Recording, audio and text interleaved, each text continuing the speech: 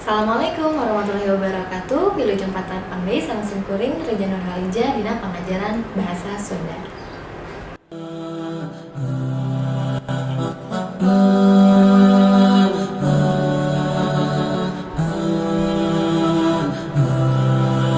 Assalamualaikum, kumaha damang. Nah, sampurasun. Nah, itu salah satu ini ya prolog bahasa Sunda nih. Jadi kalau ibu bilang sampurasun berarti kalian nanti jawabnya rampes ya.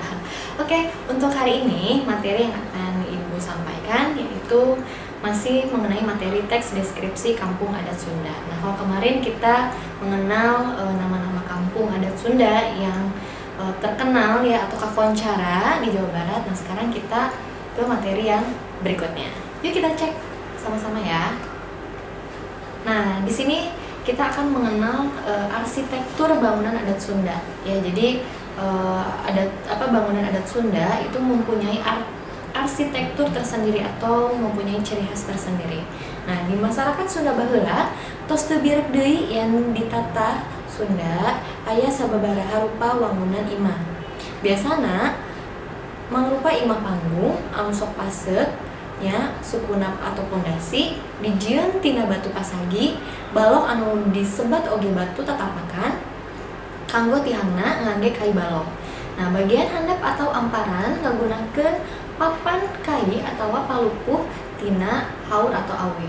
Nah, bagian isi atau pidingna ngangge bilik atanapi papan kai. Nah, itu beberapa material dalam arsitektur bangunan Sunda. Contoh, kalau kalian pernah melihat rumah panggung ya atau rumah yang pondasinya itu dari batu. Nah, itu salah satu contohnya. Terus juga dari material dindingnya itu dari kai itu dari bambu ya, dari bambu yang dianyam gitu. Kalau misalkan kita kan dinding dari tembok. Nah, kalau rumah adat Sunda itu biasanya itu dindingnya terbuat dari bambu yang sudah dianyam. Terus selain itu juga pondasinya kan tadi dari batu ya, biasanya 4. Jadi tumpuannya itu dari batu ya 4. Dan uniknya biasanya rumah panggung ini atau rumah tradisional itu lebih ketika gempa itu biasanya dia rentan ya, nggak rentan maksudnya nggak agak gimana ya, kalau misalkan ada gempa dan lain halnya itu lebih kokoh gitu ya, karena batu itu nempel langsung ke tanah gitu ya, karena pondasinya itu. Terus dari tiang itu kayak tiangnya itu biasanya pakai kayu juga, kai balok itu dari kayu ya, kayu balok. Nah, itu beberapa elemen atau material dalam arsitektur bangunan Sunda. Nah, berikutnya, ini adalah salah satu contoh ya dari bangunan adat Sunda. Nah, ini kita ada macam-macamnya, ada jenis-jenisnya. Yang pertama ada julang ngapak. Apa itu julang ngapak? Nah, bisa kalian lihat contohnya pada gambar slide ini ya. Nah, ini seperti ini contohnya. Nah, itu bisa dilihat ya dari material juga memang pertama dari material bangunannya itu dari kayu balok. Terus juga secara pondasi juga dari batu ya, itu dari batu alam, dan juga lantainya juga sama dari batu alam. Nah, ini juga bentuknya seperti ini. Ini namanya julang ngapak. Nah, julang ngapak nyaeta rupa wangunan imah anu suhunan bagian kenca tur katuruna rada rubah kagigir. Ya oge anu nyebutna make sorondoy. Jadi kayak atapnya nih ya. Gitu. Atapnya tuh depannya sorondo itu kayak gimana ya? Ini agak kayak buat tempias hujan gitulah. Upami ditinggal di palipayun sapertos manuk julang anu keur hiber tur nabeurkeun jang-jangna. Jadi kayak seolah-olah rumahnya itu seperti sayap burung nih yang lagi mau terbang ya gitu. Kalian bisa lihat di atapnya. Gitu ya, suhunan. Kalau di Sunda itu atapnya. Nah, itu makanya kenapa dikatakan rumah ini tuh sebagai julang ngapak gitu. Nah, lalu berikutnya ada parahu kumureb. Apa itu parahu kumureb? Nyaeta wangunan anu suhunan siga parahu anu nangku ya. Suhunan parahu kumureb kiwalima disebutna atap perisai. Jadi seolah-olah kalau kalian lihat di atapnya ini dia seperti perahu yang terbalik ya gitu. Jadi seperti perahu yang terbalik, makanya dikatakan parahu kumureb gitu. kita lihat di mananya Bu itu posisi kayak perahu yang terbaliknya, kita bisa lihat di suhunannya. Suhunan itu dari atapnya nih ya, kayak gitu. Perahu yang mangkuk terbalik nih kayak gini, nah gitu ya, itu makanya dikatakan sebagai perahu kumar. Nah lalu di sini ada badak keai. Badak keai itu, badak itu hewan ya, badak, keai itu kita kayak nguap, jadi seolah-olah arsitekturnya itu seperti hewan badak yang sedang nguap gitu.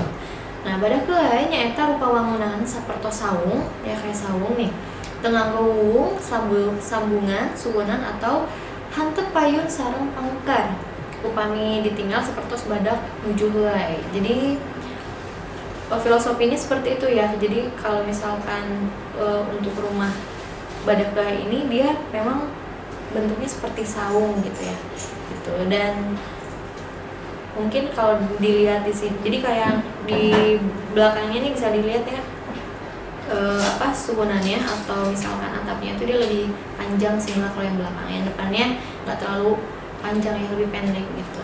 Jadi dianalogikan seperti badak yang sedang menguap, makanya dikatakan sebagai badak keai. Nah lalu di sini ada jolopong. Nah jolopong itu jolopong nyaeta rupa wangunan anu suhunana manjang ya, jadi atapnya panjang, sering disebat oge suhunan panjang atau gagajahan. Nah suhunan jolopong dianggo atau digunakan oge di kampung Pulau Garut ya. Nah suhunan jolopong kiwarimah disebatna atap pelana. Jadi kalau misalkan jolopong sendiri yaitu suhunan atau atap yang memang dia itu lebih panjang ya ke depan, panjang ke depan, terus ke samping juga panjang gitu. Dan memang biasanya itu masih digunakan atau ada di kampung pulau yang ada di Garut. Nah, walaupun untuk saat ini biasanya rumah jolopong ini lebih dikenal dengan atap pelana. Oke, nah ini ada juga capit gunting. Capit gunting berarti capit gunting ya, kalau kalian tahu gunting, nah kayak nyapit nih gunting, nah kayak gitu. Kita bisa lihat di sebelah sininya, jadi kayak gininya nih, itu kayak capit gunting. Nah nyata rupa wangunan imah anu dina tungtung payun tur pangkar suhunan nganggo kai atanapi awi nu dipasangkeuna nyilang di bagian luarna sapertos gunting.